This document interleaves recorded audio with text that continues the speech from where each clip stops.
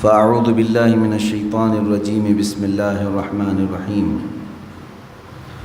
الذین آمنوا وتطمئن قلوبهم بذکر اللہ الا بذکر اللہ تطمئن القلوب صدق اللہ مولانا العظیم ان اللہ وملائکتہ یصلون علی النبی یا ایہا الذین آمنوا صلوا علیہ وسلموا تسلیما اللہم صل علی سیدنا و مولانا محمد معدن الجود والکرم وآلہ واصحابہ الکرام ابنہ الکریم وبارک وسلم صلاة دائمة سرمدا ابدا۔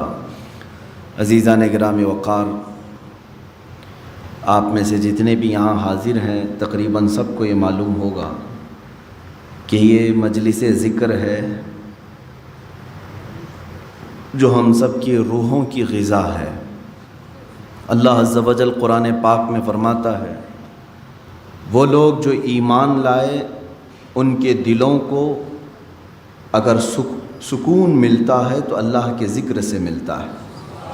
الا بذکر اللہ تطمئن القلوب، آگاہ ہو جاؤ اللہ کے ذکر میں ہی دلوں کا سکون ہے۔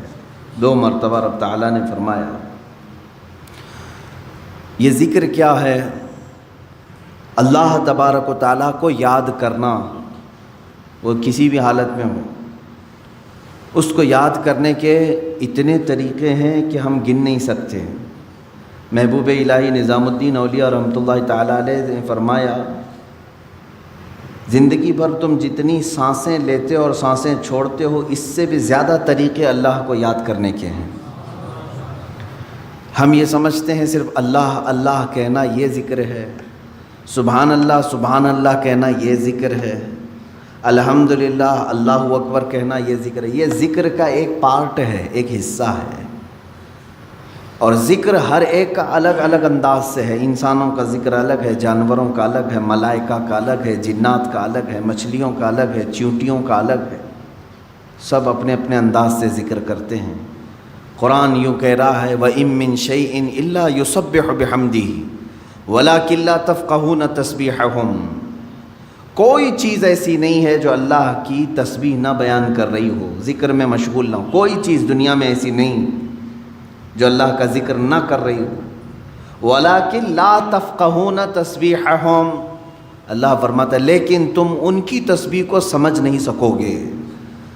درخت پیڑ پودے کس طرح سے ذکر کرتے ہیں تمہیں معلوم نہیں، ان کا انداز الگ ہے، جانوروں کا انداز الگ ہے۔ حتیٰ کہ میرے عزیزو یہ انسانوں اور دوسری مخلوقات میں اللہ نے فرق بھی کیسا رکھا ہے، قربان جاؤ اس کی رحمتوں پر۔ اس کا اصول یہ ہے اللہ کا، جانوروں میں اگر کوئی جانور ذکر کرنے سے ایک لمحے کے لیے اگر غافل ہوا، ایک لمحے کے لیے، 1 منٹ کے لیے غافل ہوا تو اس کی موت آ جائے گی اسی وقت۔ کوئی پرندہ اگر تھوڑی دیر کے لیے ذکر کو موقوف کر دیا اللہ کی بارگاہ میں تو فرمایا جاتا ہے کہ اس کا یا تو شکار ہو جائے گا یا مر جائے گا۔ درخت اگر ذکر الہی سے تھوڑی دیر کے لیے غافل ہو جائے تو درخت وہ سوکھ جائے گا یا جل جائے گا یا ختم ہو جائے گا۔ لیکن انسان برسا برس بھی ذکر نہ کر کے اس زمین پر جی رہا ہے، یہ اس کی رحمت کاملہ ہے۔ اللہ رب العزت نے اپنے اشرف المخلوقات مخلوق کو، اس انسانی مخلوق کو اللہ نے بہت ساری چیزوں میں درگزر کر کے رکھا ہے، معاف کر کے رکھا ہے۔ اس کا نام لو تو بھی کھلا رہا ہے، نہ لو تو بھی کھلا رہا ہے، حساب تو بعد میں ہونا ہے۔ عزیزان گرامی، بزرگان دین نے جو ذکر کے طریقے الگ الگ انداز سے بیان کیے ہیں، میں یہ مجلس تصوف ہے، یہ مجلس ذکر ہے، میں صرف اور صرف قلب کی بات کرنا چاہوں گا، دل کی بات۔ آج کے دور میں پوری کی پوری طاقت لگا دیتے ہیں اپنی صحت کو صحیح کرنے کے لیے۔ اگر آپ کا گھٹنا خراب ہوا تو مجھے یہاں تک خبر ملی کہ ایک گھٹنے کا آپریشن 1.5 لاکھ روپے سے، دل کا آپریشن، سر کا آپریشن، آنکھ کا آپریشن، ہاتھ کا آپریشن، جہاں کہیں تھوڑی خرابی آئی آپ مال خرچ کر کے اس کو صحیح کرانا چاہیں گے۔ جو لا علاج بیماری ہے کینسر، سب کو معلوم ہے، اس کے باوجود بھی کینسر ہونے کے بعد کوئی خاموش بیٹھتا ہے کہ چھوڑو اب تو مرنا ہی ہے؟ علاج میں وہ بھی 2-5 لاکھ روپے خرچ کر ہی دیتا ہے، اسے معلوم ہے کہ صحیح نہیں ہوتی، کوشش کرنے میں کیا گئے۔ کتنی حیرت کی بات ہے کہ یہ بیماریاں جو جسم کو لگی ہیں ان کو صحیح کرنے کے لیے مال بھی خرچ کرتے ہیں، وقت بھی خرچ کرتے ہیں، لیکن جو گناہوں کی بیماری دل میں لگی ہوتی ہے اس کے علاج کے لیے کوئی بندہ کوشش بھی نہیں کرتا۔ اس میں نہ پیسہ خرچ کرنے کی ضرورت ہے آپ کو، نہ ہی بہت زیادہ محنت کی ضرورت ہے۔ چند چیزیں ہیں کہ اگر قلب دھو دیا جائے تو پاک ہو جائے گا۔ دلوں کی سختی بندے کو انسان سے گرا کر جانور کے درجے پر لے آتی ہے، بلکہ جانور سے بھی بدتر۔ قرآن میں اللہ تعالیٰ نے فرمایا پہلے پارے میں، ثم قست قلوبہم من بعد ذلک فہی کالحجارۃ او اشد قسوا، لوگوں کے دل پتھر کی طرح سخت ہو گئے، نہیں بلکہ اس سے بھی زیادہ سخت ہو گئے، اللہ فرما رہا ہے۔ کچھ لوگ ایسے ہیں جن کے دل پتھروں سے زیادہ سخت ہوتے ہیں، پتھر میں کوئی چیز داخل بھی نہیں ہوتی، اندر سے کوئی چیز باہر بھی نہیں آتی۔ تو جس کا دل سخت ہو گیا ہے، ہدایت کی کوئی بات اس کے دل میں داخل بھی نہیں ہوتی اور کوئی بھی اچھی بات وہ قبول بھی نہیں کرتا، انہی لوگوں کے متعلق قرآن کہتا ہے صم بکم عمی فہم لا یرجعون۔ یہ کس کے لیے ہے؟ اندھے ہیں، گونگے ہیں، بہرے ہیں، وہ اب لوٹنے والے نہیں۔ قرآن میں اللہ تعالیٰ فرماتا ہے ختم اللہ علی قلوبہم وعلی سمعہم وعلی ابصارہم غشاوہ، اللہ نے ان کے دلوں پر مہر لگا دیا، ان کی آنکھوں پر، ان کے کانوں پر پردے پڑے ہوئے ہیں، ان کے لیے دردناک عذاب ہے۔ میرے عزیزو یاد رکھو، ایک مومن کے لیے سب سے پہلی چیز قلب کا تصفیہ، دل کا علاج کرانا۔ دل کا علاج سے مراد کسی کارڈیالوجی کے پاس جا کر کے نہیں، وہ تو خون کی نالیوں کو تو صحیح کر لے گا، لیکن دل کے اندر جو گناہوں کا میل ہے اس کو کوئی کارڈیالوجی صحیح نہیں کرتا، اس کو ڈاکٹرز نہیں صحیح کریں گے۔ اور یہ بیماری نہ تمہیں ایکس رے میں بھی نظر نہیں آئے گی، ہاں اس کی نشانیاں بزرگوں نے بیان کی ہیں، تم خود پرکھ سکتے ہو۔ اگر قرآن پڑھنے میں دل نہیں لگتا ہے تو سمجھ لو کہ دل کالا ہو رہا ہے۔ مسجد میں زیادہ دیر بیٹھنے میں دل نہیں لگتا ہے تو سمجھ لو کہ دل کالا ہو چکا ہے۔ اللہ کی راہ میں خیرات کرنے سے دل ہاتھ نہیں اٹھتا تو سمجھ لو کہ دل پورا کالا ہو چکا ہے۔ ایسی نشانیاں بہت ساری ہیں۔ آیات قرآنیاں پڑھی جا رہی ہیں، سننے کا شوق نہیں، لیکن وہی گانے گھنٹوں سنتا ہے، یہ دل کے کالے ہونے کی علامات۔ تھوڑی دیر اپنے والدین کو دیکھ نہیں سکتا، لیکن گھنٹوں غیر محرم عورتوں کو دیکھنے کا شوق ہے۔ کلام پاک کو تھوڑی دیر کے لیے نظر بھر کر کے دیکھنا نہیں چاہتا، لیکن موبائل میں گھنٹوں بیٹھا رہتا ہے۔ یہ تمام چیزیں دل کے سیاہی کی علامات ہیں میرے عزیز۔ اگر علاج نہیں کیا تو یہ پتھر ہو جائے گا، یہ پتھر ہو جائے گا، اور پھر اس کا علاج بھی نہیں ہو پاتا۔ اسی طرح مرے دل کے ساتھ دنیا سے وہ چلا بھی جاتا ہے۔ آخر اس دل کی صفائی کیسے کی جائے؟ کون سا صابن، کون سا سرف، کون سا پانی لے کر کے اس دل کو دھوئیں تو صاف ہوگا؟ نہیں میرے عزیزو، یہ دل صرف اور صرف اللہ کے ذکر سے پاک ہوتا ہے۔ قرآن نے کہہ دیا الا بذکر اللہ تطمئن القلوب، تو اس دل کی صفائی جو ہے اللہ کے ذکر سے ہے۔ اب ایک بڑی بات میں آپ کو بتاؤں، فقہ کا ایک قاعدہ ہے، قانون ہے، شریعت کا ایک مسئلہ ہے۔ زمین پر اگر نجاست پڑ گئی کیسے پاک کریں گے آپ؟ کھلی زمین تھی، گوبر پڑا ہوا ہے، پاک کرنے کا طریقہ، ہر چیز کو پاک کرنے کا طریقہ الگ الگ ہے۔ مسائل آپ پڑھیں گے تو سمجھ میں آئے گا۔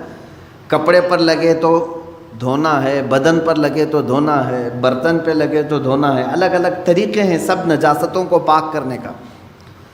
کپڑے پر اگر نجاست لگی ہے تو 3 مرتبہ دھونا ہے آپ کو۔ کوئی غلیظ نجاست لگ گئی تو، نجاست کی بھی 2 قسمیں ہیں، خفیف اور غلیظ۔ غلیظ کا مطلب جیسے پیشاب، پاخانے وغیرہ، خفیف کا مطلب حلال پرندوں کی بیٹ وغیرہ۔ تو یہ نجاست کو دھونے کے الگ الگ طریقے ہیں، لیکن ان میں سے اگر کہیں زمین پر نجاست لگی تو اسے کیسے دھوئیں گے آپ؟ کھلی زمین، میدان ہے باہر اور نجاست گر گئی ہے، اس کے پاک کرنے کے دو طریقے بزرگوں نے لکھے ہیں، فقہاء کرام نے لکھے ہیں۔ پہلا طریقہ یہ ہے کہ بارش اتنی آ جائے کہ نجاست بہہ جائے، بارش اتنی آ جائے، توجہ ہے نا، زمین کے پاک ہونے کے دو طریقے ہیں، بارش اتنی آ جائے کہ نجاست وہ بہہ کے چلی جائے۔ دوسرا طریقہ ہے یا تو دھوپ اتنی زیادہ پڑ جائے کہ وہ نجاست سوکھ کر کے ختم ہو جائے، وہ زمین پاک ہو گئی۔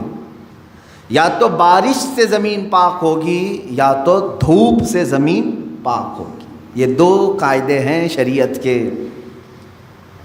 نجاست یا تو بہہ کے چلی جائے یا سوکھ کر کے چلی جائے، سوکھ کر کے جب ختم ہو گئی تو وہ زمین پاک ہو گئی۔ اب آئیے میں یہ بات کیوں بتا رہا ہوں آپ کو۔ مشہور صوفیہ اکرام نے فرمایا، اے بندے اسی طرح تیرے دل کی جو زمین ہے اس پہ اگر گناہوں کی نجاست لگ جائے تو اسے بھی دھونے کے دو طریقے ہیں، اسے پاک کرنے کے دو طریقے ہیں۔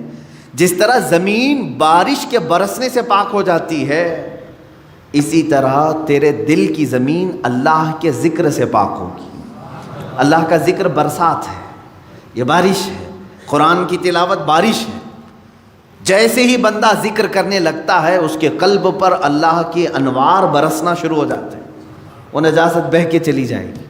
اور دوسری، وہ آج کے زمانے میں مشکل ہے، اگر دل کی زمین نجاست سے ملوث ہو گئی ہے، ناپاک ہو گئی ہے، ایک طریقہ میں نے زمین کا بتایا بارش کا، دوسرا طریقہ ہے دھوپ کا۔ دل کی نجاست کو دھونے کے لیے ایک ذکر الہی کی برسات، یا تو پھر شیخ کامل کی نگاہوں کی گرمی سے، شیخ کامل کے نگاہوں کی گرمی سے نجاست پاک ہو سکتی ہے۔ یہ دو طریقے ہیں۔ شیخ کامل کا حصول معمولی بات نہیں ہے، اس میں برسا برس لوگ تلاش میں لگانا چاہیے، لیکن یہاں تو آج حال یہ ہے کہ کہیں سے کوئی بھٹک کے پیر میرے گھر آ جائے میں اس کا دامن پکڑ لوں گا۔ در حقیقت جسے اپنے بیماریوں کو صحیح کرنے کی طلب ہے وہ سچے پیر کی تلاش میں گھومتا پھرتا رہے گا، یہ نہیں کہ بازار میں بیٹھ کر کے انتظار کرے گا۔ اسے تو ڈھونڈتے رہنا چاہیے کنٹینیو کہ کہیں مجھے شیخ کامل ملے جو میرے دل کے مرض کا علاج کرے، جس کے پاس بیٹھوں تو مجھے گناہوں سے نفرت پیدا ہو جائے اور میرے دل کے اندر گناہوں کی جو نجاست ہے اس کی نگاہوں کی گرمی سے دھل جائے۔ اور یہ دو چیزیں ہوتی رہی ہیں۔ آپ کو میں یہ دونوں چیزیں اگر سناؤں، بابا فرید الدین گنج شکر رحمۃ اللہ تعالی علیہ، یہ خود جو ہے اپنے، ظاہر سی بات ہے قلب میں ان کے نجاست کی بات تو میں نہیں کروں گا، لیکن انہوں نے 12 سال کنٹینیو ایک جنگل میں کھڑے ہو کر کے ذکر کیا۔ ان کے جسم پر بیلیں لپٹ گئی تھیں، وہ درختوں میں چھپ گئے تھے، لوگ پہچانتے بھی نہیں تھے، 12 سال تک وہاں رہ گئے اور ذکر الہی میں مشغول تھے۔ اور اس کے بعد ان کے مرید صادق محبوب الہی نظام الدین اولیاء رضی اللہ تعالی، جو حضرت خواجہ فرید الدین گنج شکر کے مرید بھی ہیں، خلیفہ بھی، محبوب الہی، ان کا حال یہ تھا کہ یہ اپنے شیخ کی نگاہوں سے، صرف بابا فرید نے صرف ان کے قلب پر نگاہ ڈالی اور ان کی دنیا بدل گئی تھی، اور پھر وہ اس راستے پر ایسے آئے کہ اپنے وقت کے قطب بن گئے۔ تو یہ ہوتا ہے شیخ کے نگاہ کی گرمی یا تو دلوں کو بہت پاک کر دے اور بہت اعلیٰ بنا دے، یا تو پھر ذکر الہی کی کثرت کہ بندے کے دل کو پاک و صاف کرے۔ یہ دو ہی چیزیں ہیں میرے عزیزو، یہ دو کو چھوڑو گے تو پھر یہ زمین اتنی نجس ہو جائے گی، اتنی نجس، یوں سمجھ لو کہ کوئی ایک زمین، جیسے ہمارے ہبلی کے باہر بھی کہیں ڈمپنگ گراؤنڈ تو ہوگا جہاں سارے لوگ کچرا پھینکتے ہیں، اس کے پاس سے گزرو گے تو ناک پکڑ کر کے جانا پڑے گا۔ ایک وقت ہمارے دلوں کا بھی ایسا آتا ہے کہ اتنی نجاست اس میں آ جاتی ہے کہ فرشتے قریب آنے سے کراہت محسوس کرتے ہیں، نہیں آتے فرشتے۔ دلوں کی گندگی اور غلاظت اتنی بھی بڑھ سکتی ہے. کیوں؟ ہم نے کبھی دھویا ہی نہیں اس کو. گناہ پر گناہ، گناہ پر گناہ، گناہ پر گناہ ہوتے رہے لیکن دھویا کبھی نہیں. کیا ہوگا اس کا حال؟ آپ ان لوگوں کو دیکھتے ہوں گے جو سادھو وغیرہ جن کے جٹ ہوتے ہیں بال، کبھی نہیں نہاتے بیچارے. نہیں نہانے کی وجہ سے بال پورے جمع ہو جاتے. ہوتا ہے، ایک دوسرے سے بال چپک کر کے مل جاتے ہیں اور پھر اتنی غلاظت اس کے اندر ہوتی ہوئی. واللہ اعلم وہ کون سے طریقے پر چلتے ہیں، کون سا دین ہے مجھے نہیں معلوم. لیکن کنٹینیو اگر آدمی پانی بھی نہ لگائے بالوں کو تو یہ جم جاتے ہیں، ایک دوسرے سے مل جاتے ہیں اور پھر جٹ بن جاتے ہیں. کھول بھی نہیں سکو گے، زندگی بھر کاٹ کے ختم کرنا پڑے گا. سوچو اگر دل کو کبھی نہیں دھویا آپ نے تو اس دل کی بھی وہی کیفیت ہوتی ہے جیسے وہ بالوں کا جٹ ہے، اتنا غلیظ ہو جاتا ہے. اسی لیے قرآن پاک میں میرے آقا صلی اللہ علیہ وسلم کی صفت اللہ نے کیا بیان کی ہے جانتے؟ وہ رسول تمہارے درمیان آ رہا ہے. دیکھیں 3 جگہ پر آیت آئی ہے، یہ 3 جگہ پر، تینوں جگہ پر اللہ نے یہی بیان فرمایا. وہ رسول تمہارے درمیان آ رہا ہے، یعلمہم الکتاب والحکمت ویزکیہم، تمہیں کتاب اور حکمت کی تعلیم دے گا اور تمہارے دلوں کو خوب پاک کرے گا. حضور کی سب سے بڑی صفت اللہ نے 3 جگہ قرآن میں کیا بیان کی؟ تمہارے دلوں کو صاف کرے گا. دلوں کو صاف کرنا یہ میرے آقا صلی اللہ تعالیٰ علیہ وسلم کا طرہ امتیاز رہا ہے. وہ ایسے طبیب حاذق تھے کہ جس کے متعلق شاعر نے سچ کہا، ایک عرب نے آدمی کا بول بالا کر دیا، خاک کے ذروں کو ہمدوش ثریا کر دیا. خود نہ تھے جو راہ پر اوروں کے ہادی بن گئے، کیا نظر تھی جس نے مردوں کو مسیحا کر دیا. رسول کریم صلی اللہ تعالیٰ علیہ وسلم نے اپنی نگاہ نبوت سے کتنوں کو ان کے دلوں کو پاک کیا ہے. کئی ایسے لوگ حضور پاک صلی اللہ علیہ وسلم کی بارگاہ میں حاضر ہوئے جن کے پچھلے زمانے کو ہم آج ذکر نہیں کر سکتے. عزیزان گرامی، مجھے آج اس بات کا شدید احساس ہے کہ ہم اپنی روایات بھول گئے. ماضی کی جتنی بھی ہمارے روایات تھے ہم بھول گئے. خاص طور پر ہندوستانی مسلمانوں کو تو ایسا نہیں ہونا چاہیے جو آج ہم چل رہے ہیں. کیوں جانتے ہیں آپ؟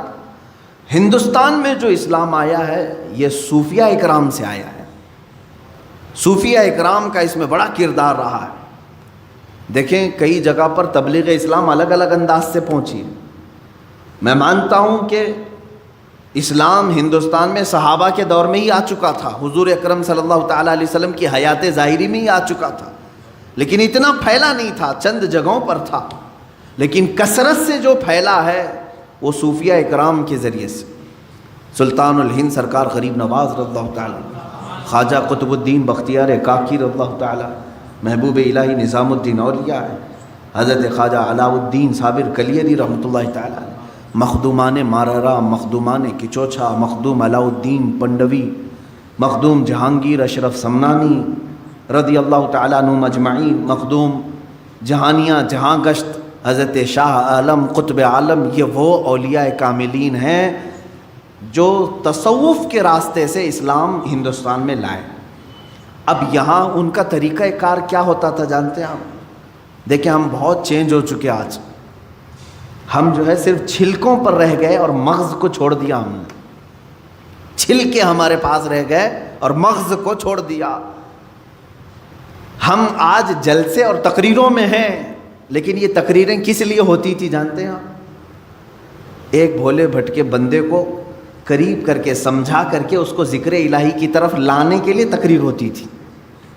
ابھی جیسے اس سنت پر ادا کرنے کے لیے میں کھڑا ہوں، ابھی ہمارے ذکر کی مجلس ہونا ہے، میں اس ذکر کی مجلس کے تک آپ کو پہنچانے کے لیے بیان کر رہا ہوں. تو صوفیہ اکرام کے جو بیانات ہوتے تھے اسی لیے ہوتے تھے. اب بیانات رہ گئے، ذکر ختم ہو گیا. تصوف کی روح تھی وہ غائب کر دی. خانقاہیں ہیں آج بھی، خانقاہوں میں سے یہ سارے ریت رواج ختم کر دیے گئے، کیونکہ بہت سارے خانقاہ الا ماشاء اللہ سب کی بات نہیں کرتا ہوں، اب خامخواہ ہو گئے ہیں. پیر پیر بنے ہوئے ہیں، منگل بنے ہوئے ہیں. وہاں پر صرف پیروں کا حال یہ ہے دیکھا. پھر آپ یہ سوچتے ہوں گے کہ پیروں کا ٹاپک پھر شروع ہوا. اس لیے کہ نقصان بھی انہی سے ہو رہا ہے. جتنا فائدہ مشائخ اور پیران اعظام سے دین کو ہوا ہے اتنا نقصان بھی ان سے ہوتا ہے. اس کے لیے مجھے بتانا ضروری ہے. اگر ایک ڈاکٹر کسی مریض کا علاج کرتا ہے اور دوسرا ڈاکٹر مریض کو موت کے گھاٹ اتارتا ہے تو مجھے بولنا ضروری ہے کہ یہ ڈاکٹر موت کا کنواں بن جائے گا, یہ ڈاکٹر تیری صحت کا طبیب ہے. اسی طرح سے میں اس ٹاپک پر گفتگو کرتا ہوں میرے عزیزو, ورنہ مجھے پرسنلی کسی بھی پیر سے اس طرح کی الرجی نہیں ہے کہ میں اس کو بار بار یہاں پر لاؤں. جو پیر ہے نہیں ہم تو اس کو خاطر میں لاتے بھی نہیں, لیکن جو لباس اوڑھا جاتا ہے اس کے لیے میں کہتا ہوں سب جگہ اکثر خانقاہوں میں لینا بینک ہے اور جو آئے وہ سب وہاں جمع کرے ہیں, اس کے علاوہ کچھ بھی نہیں. سب ان کا سارا مال دولت ساری چیزیں اس پر قبضہ کر کے سانپ کی طرح کنڈلی مار کر بیٹھ جائے, یہ پیر ہے. آؤ میں تمہیں بتاؤں, ماہرہ مطہرہ میں اعلیٰ حضرت جہاں سے بیعت ہوئے تھے 12 سال تک مجاہدہ کراتے تھے خانقاہ میں رکھ کر کے, تب خلافت دیتے تھے. 10 سال 11 سال 12 سال اور الگ الگ انداز کے ذکر کرائے جاتے تھے. ان کو پیاسا رکھا جاتا تھا, بھوکا رکھا جاتا, اور اگر کوئی یہ برداشت نہ کرے تو اسے کہتے تھے خدا حافظ آپ جائیے, اس راستے کے آپ مسافر نہیں. سید آل رسول ماراروی رحمۃ اللہ تعالیٰ علیہ جو اعلیٰ حضرت کے پیر و مرشد ہیں, ان کے پاس ایک صاحب آئے. انہوں نے کہا کہ حضور آپ کی خلافت چاہیے ہم کو, اور تصوف کے سلوک کے راستے پر میں چلنا چاہتا ہوں. کہا آپ آج ہی تو آئے ہیں, مہمان ہیں, آپ آج رہیے, کل بات کریں گے. ان کو گھر پر ٹھہرائے, خانقاہ میں کمرے بنے ہوتے تھے. خادم سے کہا کہ مچھلی بھون کر کے اچھی طرح سے فرائی کر کے ان کو پیش کرنا, خوب مچھلی کھلاؤ, باقی کچھ بھی مت کھلاؤ, آج یہ ہمارے مہمان ہیں. خادم سے کہا لیکن پانی مت دینا. اس نے مچھلی خوب کھلایا, پانی کا ایک گلاس بھی نہیں دیا. پیر و مرشد نے کہا تھا مچھلی کھلا کر کے کمرے کا دروازہ باہر سے لاک کر دینا اور تم چلے جاؤ. رات کو مچھلی کھلایا انہوں نے, پیٹ بھر کر مولانا صاحب نے مچھلی کھائی اور پانی نہیں ملا. وہ چیختے رہے, چلاتے رہے. مچھلی جب پیٹ میں جاتی ہے تب بھی پانی مانگتی ہے, بہت تیز پیاس لگتی ہے, کیونکہ وہ پانی میں رہنے والی چیز ہے. جب پیٹ میں جاتی ہے تو تب بھی اسے پانی کی ضرورت ہے. وہ تڑپنے لگے, پکارا پکارا پکارا, کوئی نہیں آیا. چلانے بھی لگے یہ کون سی مہمان نوازی ہے, یہ کیا کر رہے ہیں. وہ بیچارے رات بھر اسی طرح پیاس کی شدت میں تڑپتے رہے. صبح ہو گئی, پارا گرم تھا. صبح کے وقت خادم نے دروازہ کیا کھولا کہ اس پر حملہ کر دیا. کہا کہ یہ بھی کوئی مہمان نوازی ہے, یہاں پر لا کر کے مچھلی کھلایا, پانی نہیں دیا, میں رات بھر تڑپتا رہا. کہاں ہیں حضرت تمہارے؟ حضور بیٹھے ہوئے تھے سید آل رسول رحمۃ اللہ علیہ. وہ چیختے چلاتے ہوئے آئے. کہا کہ یہ کیسی بدتمیزی ہے ہمارے ساتھ, آپ نے ہمارے ساتھ ایسا کیا. بس حضرت نے فرمایا نرم ہو جائیں نرم ہو جائیں, آپ بیٹھ جائیں.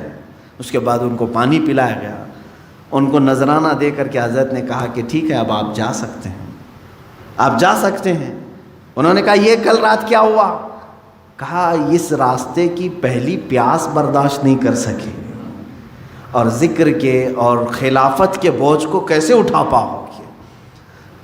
اب خلافت اتنی آسان کر دی گئی کہ ہول سیل مل رہی ہے, ایک کی لینے جاؤ 10 کو دے دیا جائے گا. عزیزان گرامی, اولیاء کاملین کے میں بات کہاں سے چھیڑا ہوں, میری بات یہ تھی کہ ہندوستان کے مسلمانوں کو کم سے کم مغز تصوف کو بھولنا نہیں چاہیے تھا, کیونکہ ہمارے ہاں اسلام آیا ہی اس راستے سے تھا. جانتے ہیں کہ صوفیہ اکرام اسلام کی تبلیغ کرتے تھے تو سب سے پہلے ذکر کی تلقین کرتے تھے.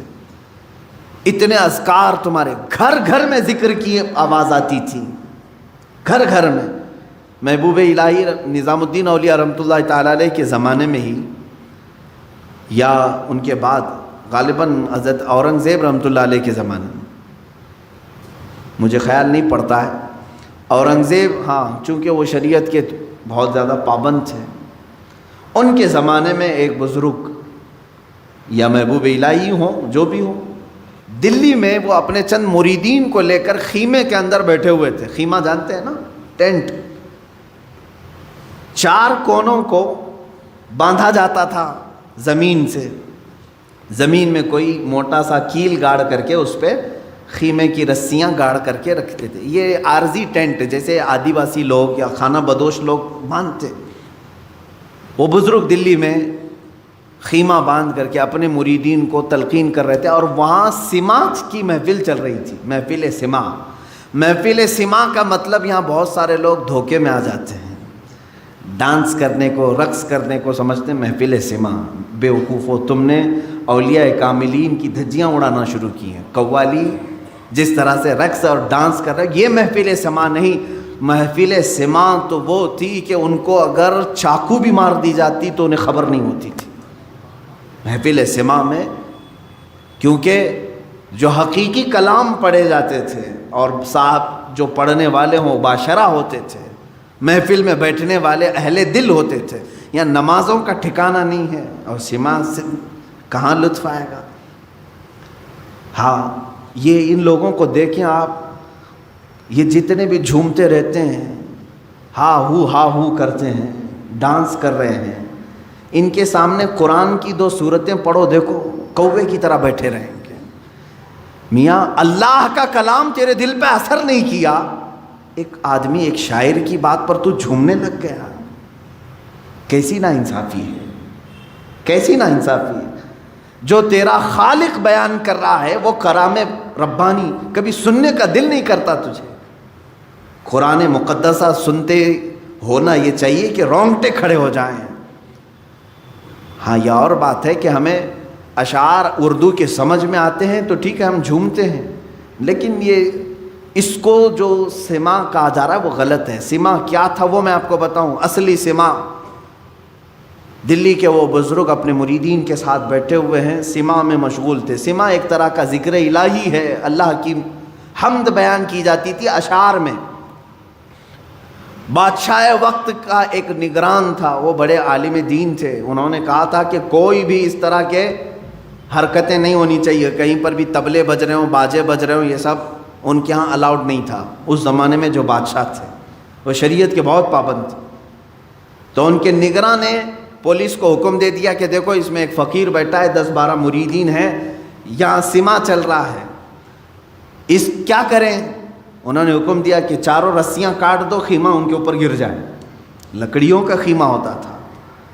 پولیس گئی, ان کی 4 خیمے کے جو رسیاں تھیں سب کو کاٹ دیا.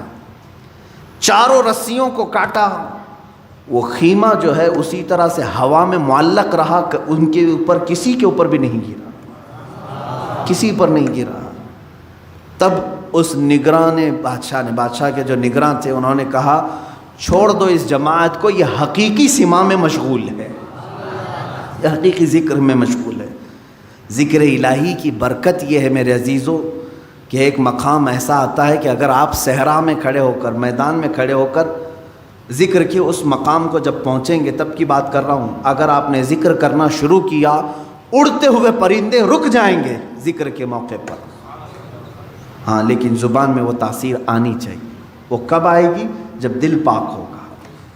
یوں سمجھ لیں کہ ایک حوض ہے اور ٹوٹیاں ہیں. حوض میں گندا پانی ہو تو ہر ٹوٹی میں سے گندا پانی نکلتا ہے. حوض میں پاک پانی ہو تو ہر ٹوٹی سے پاک پانی. یہ دل حوض ہے, اس کو پاک کرو گے تو ہاتھ سے بھی اچھے کام ہوں گے, آنکھ سے بھی اچھے, منہ سے, زبان سے بھی اچھے, پیروں سے بھی اچھے کام ہوں گے. یہ سب ٹوٹیاں ہیں. اور یہیں اگر ناپاکی بھری ہے تو زبان کھلے گی تو غلاظت, آنکھ اٹھے گی تو غلاظت, ہاتھ اٹھے تو غلاظت. یہ ساری بیماریوں کی جڑ یہ دل کے اندر موجود ہے. اس دل کی پاکی اشد ضروری ہے. 2 چیزیں میں نے بتایا.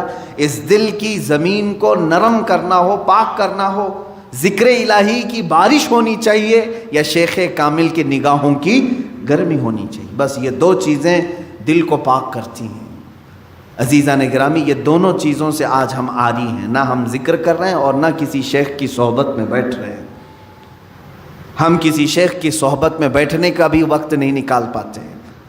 اللہ والوں کی صحبت میں بیٹھنا دلوں کو نرم کرتا ہے۔ امام غزالی رحمۃ اللہ علیہ فرماتے ہیں تم 100 رکعت اگر نماز پڑھنے کے لیے کھڑے ہو جاؤ، اس سے بہتر ہے کہ کسی اہل دل کی بارگاہ میں 1 منٹ کا وقت گزارو، کیونکہ یہاں دلوں کی پاکی ہوتی ہے، وہاں شیطان غرور لاتا ہے، تکبر لاتا ہے تمہاری عبادتوں کا۔ خیر، ہم یہاں پر، میں آج جو آپ کے سامنے کھڑا ہوں، ایک آپ کے اندر چینجنگ یہ لانا چاہتا ہوں کہ کبھی اس کی بھی فکر کرو۔ اللہ تعالیٰ نے ہمیں جسم بھی دیا ہے اور روح بھی دیا ہے۔ جسم کو بھوک لگتی ہے تو دن میں 3 بار کھاتے ہیں، صبح ناشتہ کر رہے ہیں، دوپہر میں کھا رہے ہیں، رات میں کھا رہے ہیں، ان میں سے ایک کھانا چھوڑ دیں تو چکر آ کے گرنے لگ جاتے ہیں۔ یا کچھ لوگ برداشت کرتے ہوں گے، 2-3 ٹائم کا کھانا چھوڑ دو، پھر دوسرے دن دیکھو کیا حالت ہوتی ہے، آنکھیں باہر آنے لگتی ہیں، ہاتھ پیر جھومنے لگ جاتے ہیں، کھڑا ہونا مشکل ہو جاتا ہے۔ تمہیں معلوم ہے کہ جسم کو ایک دن میں بھوکا رکھوں تو یہ اتنی کمزوری آتی ہے، اس روح کو کئی سالوں سے بھوکا رکھے ہو، پھر اس روح کا مقام کہاں ہوگا آج؟ روح کی طاقت حاصل کرنے کے لیے جانتے ہیں ہم سے زیادہ محنت ہندوؤں کے پنڈت کرتے ہیں جو تپسیا کرتے ہیں۔ ان کو جا کے پوچھو یہ جو تپسیا کرتے ہیں کیا ہے؟ آتما کی شکتی کے لیے، وہ یہی جملہ کہیں گے، آتما کی شکتی حاصل کرنا ہے۔ یہ اور بات ہے کہ وہ بے دین ہیں، باطل طریقے سے وہ آتما کی شکتی حاصل کر رہے ہیں، لیکن روح کی طاقت کے لیے دنیا کوشش کر رہی ہے۔ تمہیں تو میرے آقا صلی اللہ تعالیٰ علیہ وسلم نے پورے طریقے بتائے ہیں، تمہاری روح پاورفل کیسے ہوگی، طاقتور کیسے ہوگی۔ آپ نے کبھی محسوس کیا؟ اب میں آپ سے ایک بات یہ پوچھتا ہوں، ایک بھاری بھرکم، ظاہر سی بات یہ ڈیسک ابھی 2-3 لوگ مل کر کے اٹھاتے ہیں، ایک آدمی کو اٹھانا ہو تو وہ طاقتور ہونا چاہیے نا، طاقتور آدمی یہ اٹھائے گا۔ ایک یہ چھوٹا سا ڈیسک ہے، میں اس سے بڑی چیز کی بات کروں، ایک ایسا تخت ہے کہ 80 گز لمبا ہے، 40 گز چوڑا ہے، اتنا ہی موٹا ہے، اور اس پہ سونے چاندی جواہرات جڑے ہوئے ہیں، اور اس تخت کو اس زمانے کے 80 لوگ مل کر کے نہیں اٹھا سکتے تھے۔ سلیمان علیہ السلام کے زمانے کے ایک امتی نے تنے تنہا ایک ہاتھ سے اٹھایا اور پلک جھپکنے سے پہلے بارگاہ سلیمانی میں پیش بھی کیا۔ یہ واقعہ کہیں اور کا نہیں، قرآن کا ہے، 19ویں پارے میں موجود ہے۔ ایک ان کی بات۔ دوسری چیز، امت مصطفیٰ صلی اللہ تعالیٰ علیہ وسلم کے ولی کامل سلطان الاولیاء غوث اعظم عبد القادر جیلانی قدس اللہ سرہ الشریف آپ کی بارگاہ میں چلیں، آپ کا حال یہ ہے کہ آپ ایک جگہ بغداد میں بیٹھے ہوئے ہیں، بغداد پاک میں بیٹھے ہوئے ہیں، کسی مرید نے آ کر کے کچھ چیزوں کے ظاہر کرنے کا عندیہ دیا، تو آپ نے بیٹھے ہوئے جگہ پر وضو کا برتن اپنے سامنے حاضر کر لیا، وہیں بیٹھے ہوئے تھے، کہیں گئے نہیں۔ اس کے علاوہ آپ کا یہ فرمان کہ اگر میں کسی مردے کو ٹھوکر مار دوں تو اللہ کے حکم سے وہ زندہ ہو جائے۔ اب ان کے پاس کون سی طاقت تھی؟ وہ آصف بن برخیہ سلیمان علیہ السلام کے امتی اتنا بھاری بھرکم تخت اٹھا کر کے لا رہے ہیں، کیسی باڈی ہوگی ان کی، کتنی طاقت ہوگی۔ یہاں شیخ عبد القادر جیلانی قدس اللہ سرہ شریف مردے کو ٹھوکر مارے تو وہ زندہ ہو جائے، کتنی طاقت ہے آپ کے اندر۔ طاقت کیسی تھی ان کی میں آپ کو بتاؤں، حلیہ اگر پڑھیں گے غوث پاک رضی اللہ تعالیٰ عنہ کا، نہایت ہی دبلے پتلے تھے غوث پاک، کثرت عبادت کی وجہ سے گردن کی ہڈیاں دکھتی تھیں۔ غوث پاک رضی اللہ تعالیٰ نحیف تھے، یعنی موٹا بدن نہیں تھا آپ کا، دبلا بدن۔ سرکار غوث پاک رضی اللہ تعالیٰ عنہ کبھی کبھار تو ایسا ہوتا کہ کثرت بھوک کی وجہ سے غش کھا کر گر جاتے تھے۔ یہ جسمانی طاقت کی بات کر رہا ہوں۔ تو پھر ایسے کمزوری ہے اگر جسم کے اندر، ایسا نحیف شخص ہے کوئی اور وہ اتنا بڑا کام کر کے دکھائے کہ ٹھوکر مارے تو مردہ زندہ ہو، یہ کون سی طاقت ہے؟ سمجھ میں آیا کہ میرے عزیزوں، ساری طاقتیں جسم کی نہیں ہوتی، کچھ طاقت روح کی بھی ہوتی ہے۔ ان اولیاء کاملین کے پاس جو طاقت و قوت تھی وہ روحانی پاور تھا، اس کو ان لوگوں نے اتنا بلند کر رکھا تھا کہ جسم کے طاقت کی کبھی انہیں ضرورت بھی نہیں پیش آتی. آج اس طاقت کی طرف آؤ. مہینے میں ایک مرتبہ، ہفتے میں ایک مرتبہ، بلکہ ہونا یہ چاہیے کہ جس طرح میرا مولا کنٹینیو ہمیں انعامات و اکرامات کی بارشیں فرما رہا ہے، روز ہم اس کا ذکر کریں. ذکر کے الگ الگ طریقے ہیں. ایک تو اجتماعی طور پر ہم یاد کرتے ہیں، ایک ہوتا ہے تنہائی میں بیٹھ کر کے آپ اسے یاد کریں. اللہ تبارک و تعالی ہر ذکر کو قبول کرے گا. رات کے وقت بستر پہ چلے گئے تو بغیر ذکر الہی کے نہ سوئیں. ذکر کا مطلب ضروری نہیں کہ 100 مرتبہ یہ چیز وہ چیز کرنا چاہیے. اللہ رب العزت کو جس حالت میں بھی یاد کرو گے اس کو ذکر الہی کہتے ہیں. ذکر الہی، اس کا اثر کیا ہوگا جانتے ہیں آپ؟ اس کا اثر یہ ہے، اللہ اکبر. آیت میں پڑھتا ہوں، اس کا مطلب آپ کو سمجھ میں آ جائے گا. اللہ نے فرمایا فَاذْكُرُونِي أَذْكُرْكُمْ وَاشْكُرُوا لِي وَلَا تَكْفُرُونَ. تم میرا ذکر کرو میں تمہیں یاد کروں گا، اور تم میرا شکر کرو، ناشکری نہ کرو. ایک ہی جملے پر توجہ دیں. اللہ نے کیا فرمایا؟ فَاذْكُرُونِي أَذْكُرْكُمْ. یہ دوسرے پارے کی آیت ہے. تم میرا ذکر کرو میں تمہیں یاد کروں گا. اللہ تو کیسے یاد کرے گا؟ بندوں کو کیسے یاد کرے گا؟ یہ سب سے بڑا پوائنٹ ہے، سب سے بڑا انعام ہے. اللہ جس بندے کو یاد رکھ لے پھر اس کا کچھ بھی نہیں ہونے والا ہے. اللہ جس بندے کو یاد کرے. کب وہ یاد رکھتا ہے، کب یاد کرتا ہے جانتے ہو؟ جب تم ذکر کرتے کرتے پوری عمر بتا گئے. جوان تھے تب بھی ذکر کرتے تھے، بڑھاپے میں بھی اللہ کا ذکر کرتے، اللہ اللہ اللہ کرتے رہے، لا الہ الا اللہ کرتے رہے، اسے یا حی یا قیوم بیٹھتے اٹھتے پکارتے رہے. ایک وقت ایسا آتا ہے کہ جب تم بستر پر چلے گئے اور تمہاری زبان بند ہو گئی، تمہاری زبان بند ہو گئی، اب تمہارے اندر بولنے کی طاقت نہیں. اب اس کے بعد تمہارے دل کو بولنے کا حکم دیتا ہے. یہی اللہ کی یاد ہے. جب تم چپ ہو جاؤ گے پھر اللہ تمہیں یاد کرے گا. اور پھر میں نے ایک بزرگ کے متعلق پڑھا، ان سے ان کے مرید نے پوچھا کہ اللہ ہمیں کیسے یاد کرے گا؟ انہوں نے کہا تو یہاں یاد کر، جب تجھے قبر میں رکھ کر کے سارے چھوڑ جائیں گے وہ تنہا تجھے یاد رکھے گا. جہاں تجھے ضرورت ہے وہ وہاں یاد کرے گا. تو یہاں آج یاد کر لے اسے، آج اس کا ذکر کر لے، وہ تجھے تنہا کبھی نہیں چھوڑے گا. میرے عزیزو، ذکر کی ان مجالس سے ہم کتنے دور ہو چکے ہیں. اولیاء اکرام کی جو روایات تھیں ان سے ہم کتنے دور آ گئے. آج ہمارے دل بیمار ہیں، روح بیمار ہیں، اس کا کبھی علاج کرانے کے لیے ہم کوشش بھی نہیں کرتے. میں چاہتا ہوں کہ آج ان اذکار کی طرف ہم جائیں جو اولیاء اکرام سے منقول ہیں. بزرگان دین نے یہ اذکار کیے ہیں جس کے بعد انہوں نے اپنے مریدین کو خاطر خواہ نتائج بھی عطا کیے ہیں. مثال کے طور پر سب سے پہلے ہم ادب سے کھڑے ہوتے ہیں.